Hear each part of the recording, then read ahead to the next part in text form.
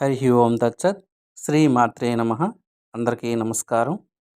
శ్రీ లలితాదేవి దివ్య రహస్య సహస్రనామ స్తోత్రంలోని 26వ మంత్రమైనటువంటి కర్పూర వీటి కామోద సమాకర్ష దిగంతర అన్న నామమునకి అర్థము, దేవి అయినటువంటి లలితాదేవి నోట వేసుకొనిన కర్పూర తాంబూల పరిమళములచే ఆకర్షించబడుతున్న దిక్కుల యొక్క ఆవరణ కలది. అనగా కర్పూర తాంబూలము అనగా ఇది ఒక విశిష్టత కలదు. వాటిలో వేయబడిన కొన్ని వస్తువులను ఇక్కడ మీకు తెలియజేయగోరుకుంటున్నాను.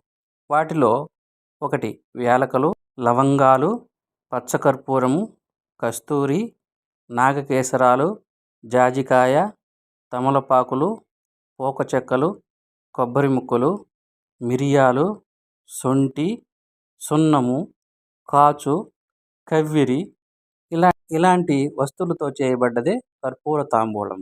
దీనినే కర్పూర తాంబూలము అని పేరు.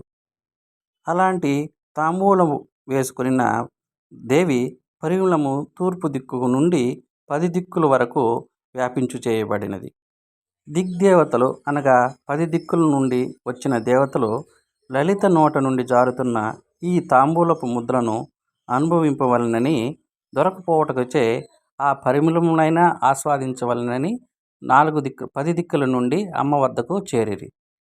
దీనినే సమాకర్ష దిగంతర అని చెప్పడమైనది.